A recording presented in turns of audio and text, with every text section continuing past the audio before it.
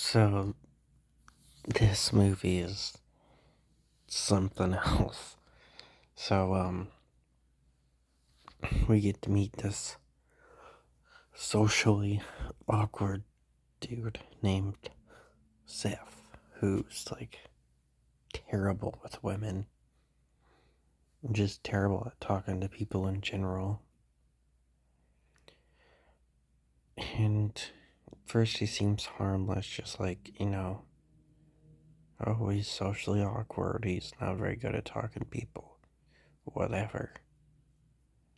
But, it's a thriller movie, so you know where it's going. So, he starts stalking her, social media after getting some, like, vague advice from Nate, who didn't even want to give him advice because he doesn't consider them friends. But he clearly thinks he was a bit too harsh, so he gives him a little bit of advice, but tells him not to come to him again for these type of things. And yeah, he sees what type of clothes she wears, food, everything. So later, when he goes to the restaurant she works at, um,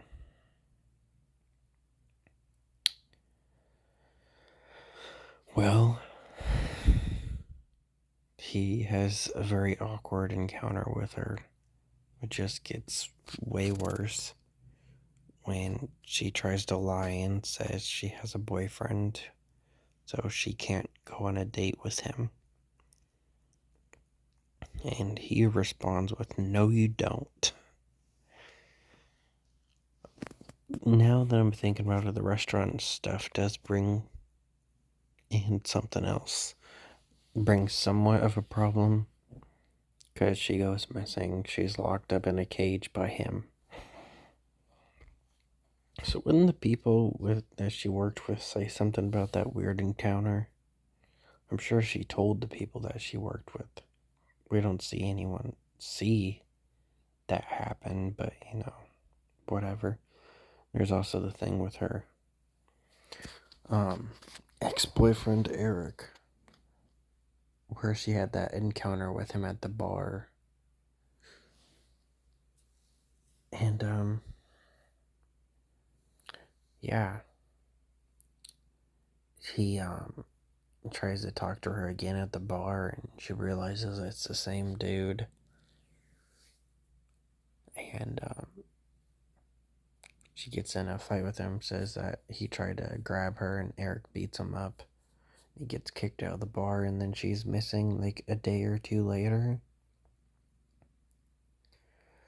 And during the whole bar squabble, she drops her journal and stuff, and he takes it and he starts reading it, which is important later, like a lot of things. She also has this roommate named Claire that's played by Jeanette McCurdy.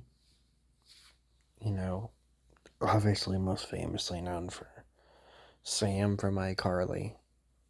I'm pretty sure this was actually her last movie role before she retired from acting. She doesn't have a huge role in this movie, but she is important plot wise. Anyways,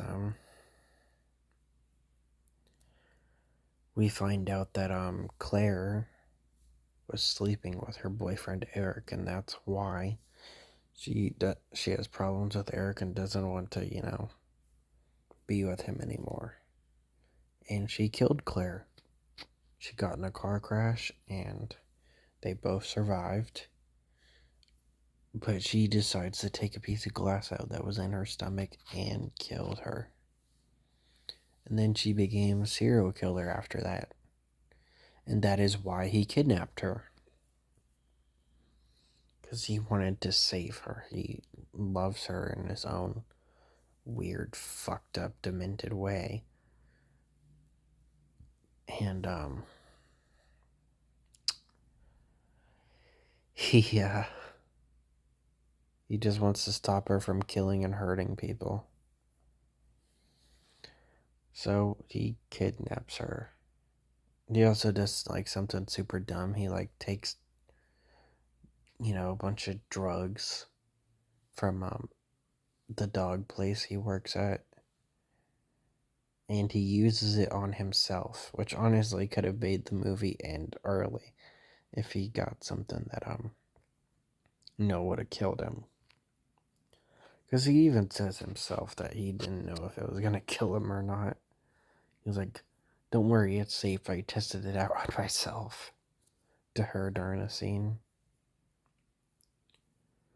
Eventually, she makes him kill somebody and makes him cut off his own finger. She's just fucking with this dude. She's clearly even worse than this dude. Obviously, he's a gross human being, disgusting. But she really enjoys torturing people psychologically. She's really getting into his head and making him do things. And once she gets everything that she wants him to do done, she kills him. Well, she doesn't kill him. He actually survives. I'll talk about that in a bit. There was also one thing where they had this dumb line that didn't even make sense. Where, like I said, he got the journal from the bar, yet later she's like, a normal person would turn me into the police when they think someone's committed murder. And he's like, oh, what do I tell him? I broke into her house? And that's how I know? Like, no, you grabbed her journal after it fell at a bar.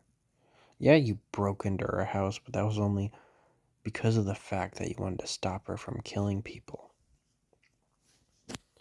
So, if you didn't do that, you could have tried to turn her in.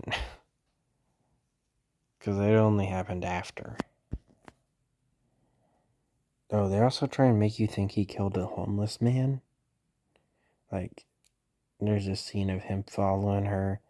Then she pepper sprays this homeless man, and he, leaves. And then we see him follow the homeless man, and we hear a glass bottle shatter and the old man yell. Later, we see that she was the one that killed him. It's a very weird movie. She eventually does escape by grabbing the knife after she has him cut off his finger.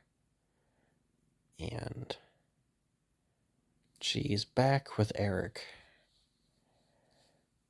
They have like this weird camera angle for a sex scene, and then right after she gets like this thing for a magazine or whatever for her to write. I don't know. And Eric asks for his phone, and it goes off, and it's a random chick flirting with him, saying that she misses him. And she's about to kill him. She picks up a knife and everything, but she doesn't. She just hands him his phone. And the movie ends with the dude still being alive. She slit his throat earlier in the movie when she took the knife from him. But he's still alive. And now she's the one in control.